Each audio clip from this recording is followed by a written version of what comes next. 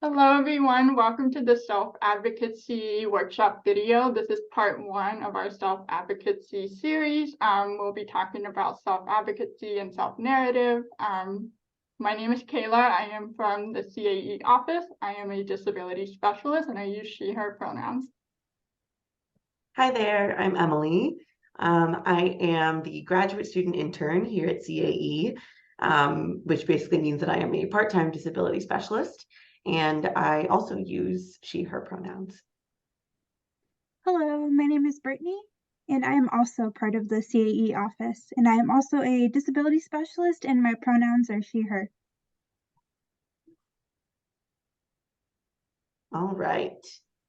So as we go through this presentation, we're going to talk pretty in depth about self-advocacy, and there are a couple things that we hope that you learn as we go through this presentation. First one is we hope that you learn how to analyze and recognize how your individual strengths and values integrate in various environments, such as academic, professional, and personal settings. And secondly, we hope that you will gain an understanding of the rights and responsibilities of individuals with disabilities in higher education.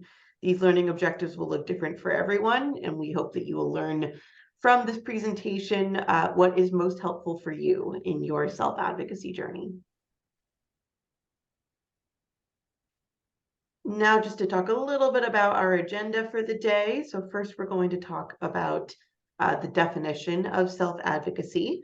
Next, we will move into understanding your rights and responsibilities as a self-advocate. We'll also chat about things to consider as you are in the process of self-advocacy.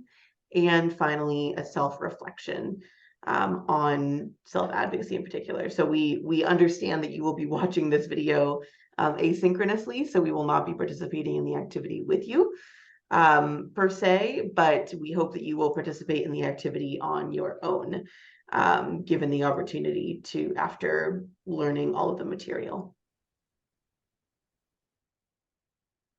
Cool. So I'll get us started talking about self-advocacy and what that means. So there's multiple definitions of self-advocacy and it can look different for everyone. So I just want to highlight some important aspects of what self-advocacy is. So it involves three key elements. First, understanding your needs, knowing what kind of support might help you, and communicating these needs to others.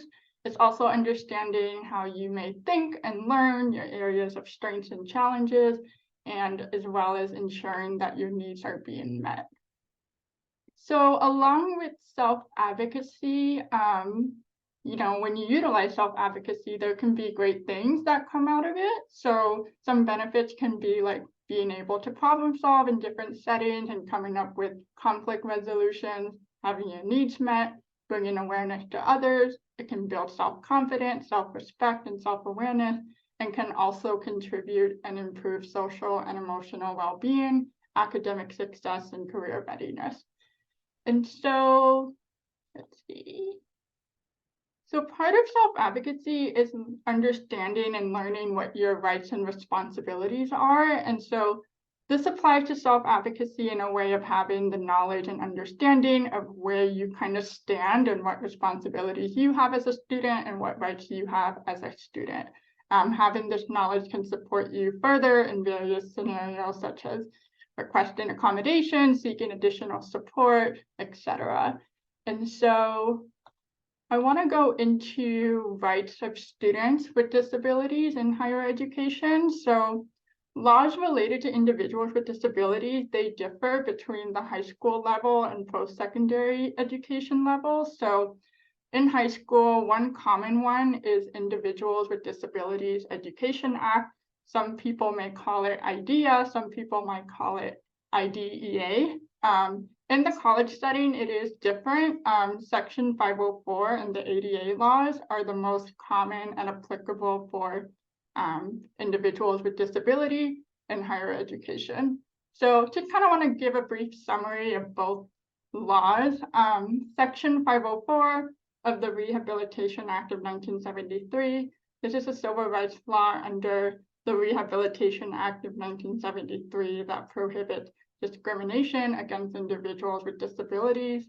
It ensures that these folks have equal access to education. And along with that, Americans with Disabilities Act, also known as the ADA, this gives civil rights protection to individuals with disabilities. It protects these individuals from being denied the opportunity of participating in post-secondary educational activities, and it ensures that, you know, people with disabilities have the same rights and opportunities as everyone else. And the ADA requires colleges to provide academic adjustments as necessary. So yeah, that's a little bit about that.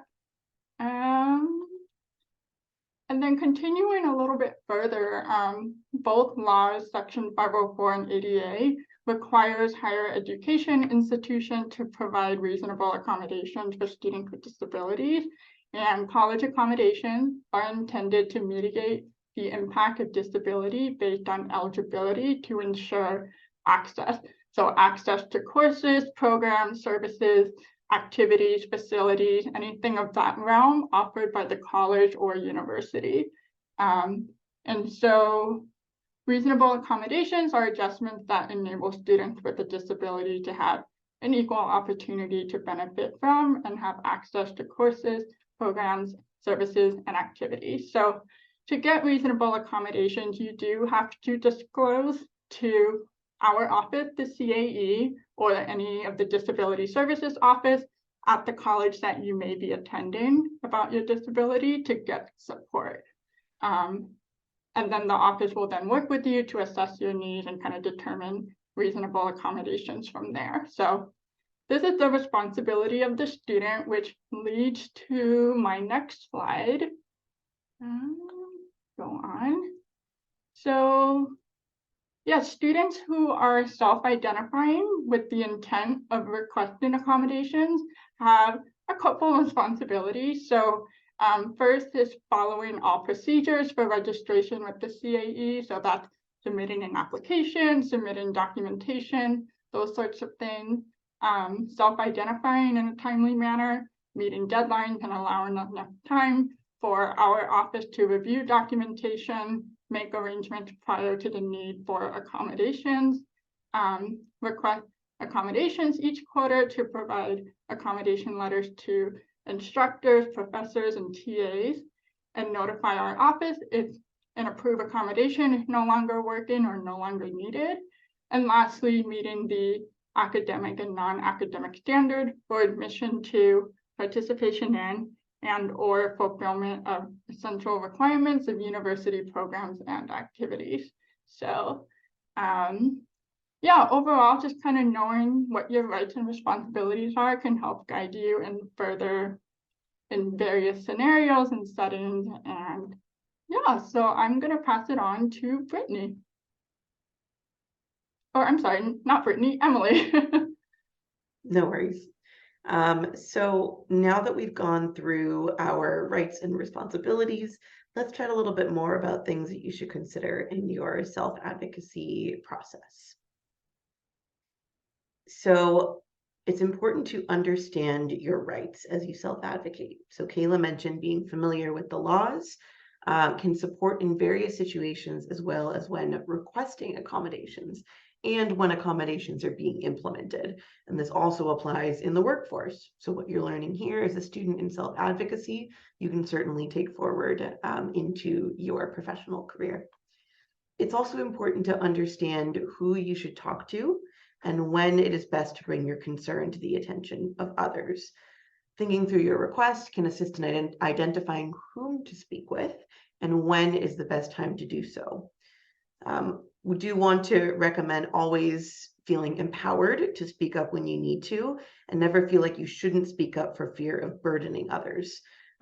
So even though it's best to know who and when to go seek support, always ensure that you are seeking that support. Also, anticipating your needs is important in self-advocacy as well. By anticipating what you will need, you can determine what services, support, additional accommodations, and other factors you may need.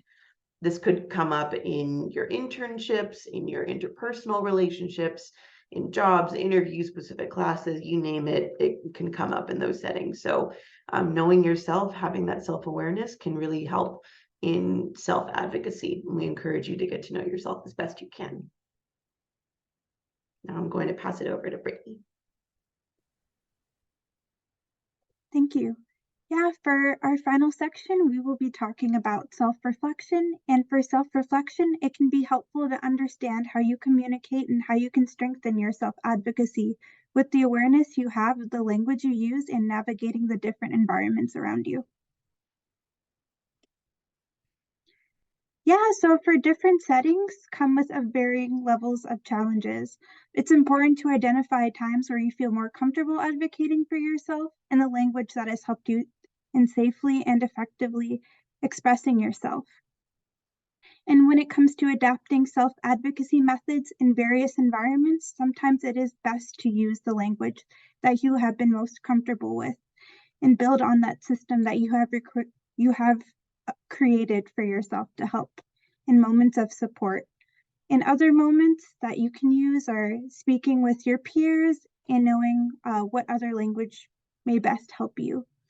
And yeah, a question to just think about when self-reflecting is, how have past experiences of self-advocacy influenced your current approaches?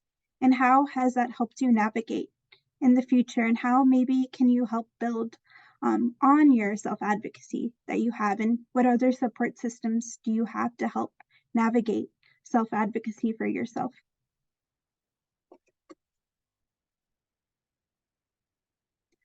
Yeah, and moving on, it's definitely important to reflect on your strengths and values, thinking about what communication methods that have been effective for you, thinking about the situations that you have been, whether it's been interpersonal or academically, thinking about how the language you've used and maybe the support systems you've leaned on and the individuals you've worked with to help build that self-advocacy for yourself so that you also feel more comfortable and more empowered.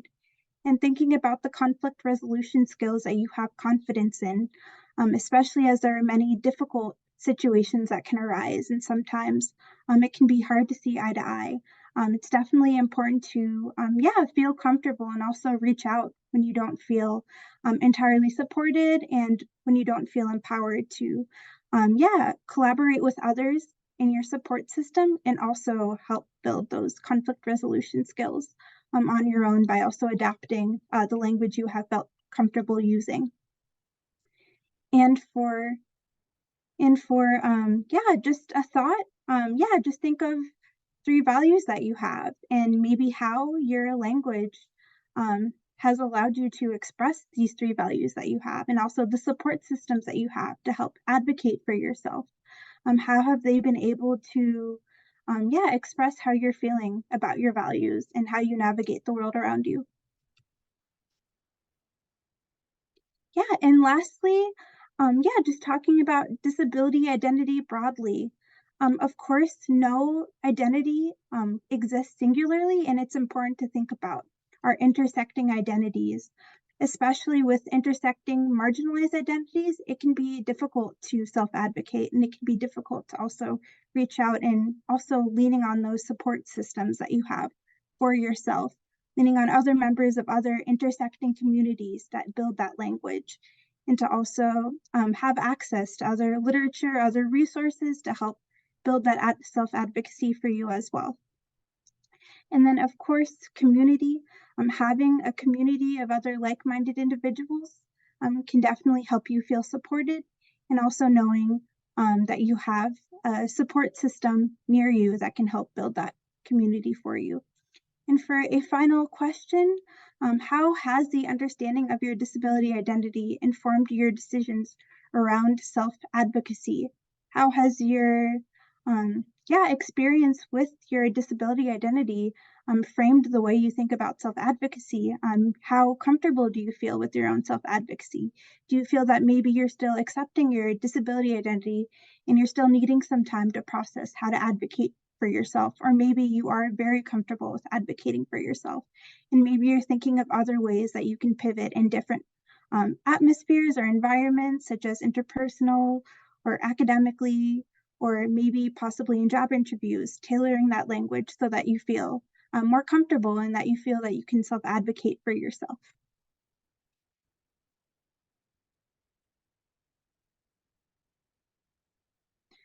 Yeah, and Oh, go ahead, Brittany. I was just going to say, yeah, this is the end of our presentation.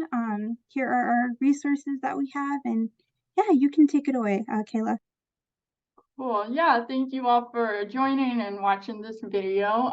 We will be doing part 2 where we will interview a couple other people around campus on their experience of self-advocacy, what that looks like for them, and their personal experiences with that. So be on the lookout for that.